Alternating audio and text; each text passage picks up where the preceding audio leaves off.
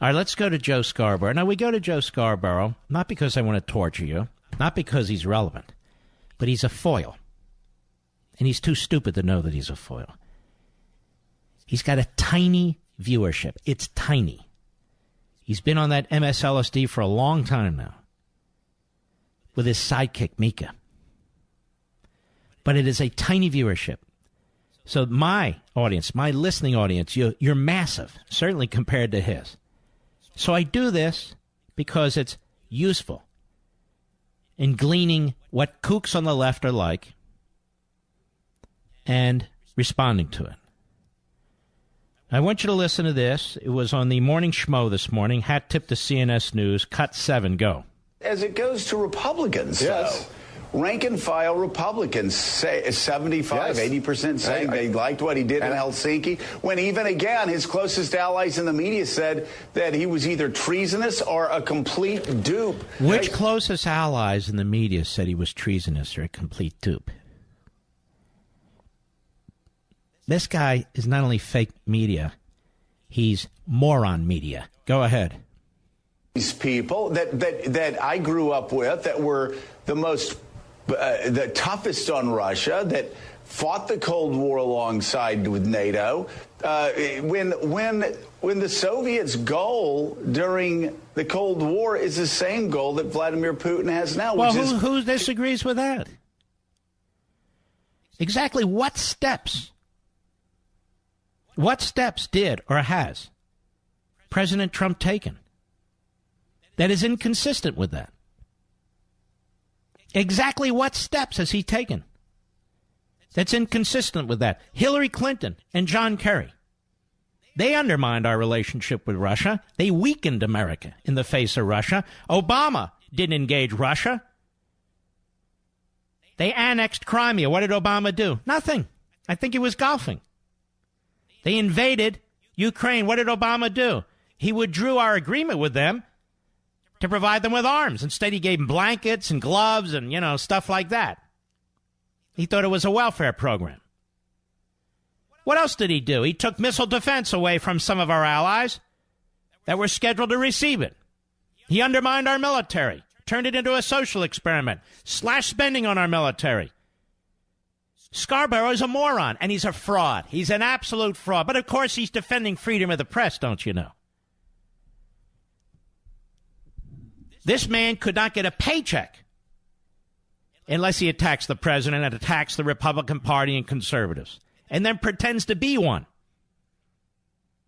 He's the Tokyo Rose of MSNBC. Old Tokyo Joe. Maybe that's what we'll call him, Mr. Producer. With that weird accent on your head. Go ahead. Western democracies and break up NATO. The goal is identical to what Republicans always supported. And you talk about trade. 73% of Republicans now are telling pollsters that they think tariffs are good for America. Well, I don't think tariffs are good unless they're aimed at China, because China's the enemy and they're stealing our technology. A little bit of context, Joe. But you can disagree with the president without savaging him each and every day. But what Joe won't tell you, and his sidekick Mika, is that this is all personal with them. They used to be Trump's buddy. Trump used to come on their show and actually get them ratings. They used to go to the White House. Joe, you'll remember, when the president gave his first speech to a joint session of Congress, Joe was there in the audience jumping up like a clapping seal. Remember that? I was never invited to do that. That's how close Joe and Mika were to Trump. But they went sideways. So now he spends every waking moment obsessing over Trump. How sick is that? The man needs a psychological exam. Go ahead. Again, who are these people? It's like these are the story people, of like political body snatchers. Ah, there you go. And you wonder why you don't have an audience. Gets even better. Cut 8, go. I wrote about it yesterday. Who are these people and what have they done to my party? No. That's not fascistic. Who are these people and what have they done to my party? You clown. Go ahead.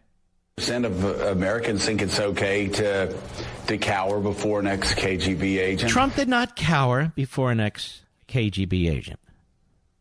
Obama did. Obama blinked in Syria. He blinked in Crimea. He blinked in the Ukraine. He blinked when it came to Eastern Europe and providing them with missile defense. Blinking all the time, like Nancy Pelosi. Trump hasn't blinked yet. But none of this matters. But for Scarborough, it's every day. Stormy Daniels and Michael Cohen and Russia and this. We're going to war with the North Korea. He's just a very, very lousy human being. Go ahead. To insult allies, you do wonder, this isn't just... To insult allies, clown? To insult allies?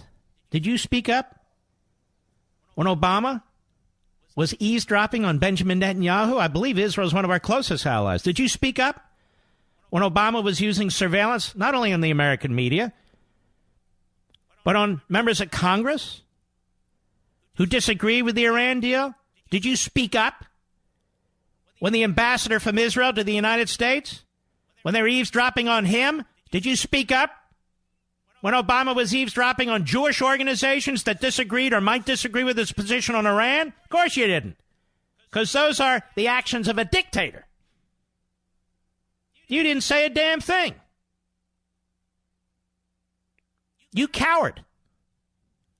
You buffoon. Trump hasn't done any of that. Go ahead. You do wonder, this isn't just a Donald Trump problem now.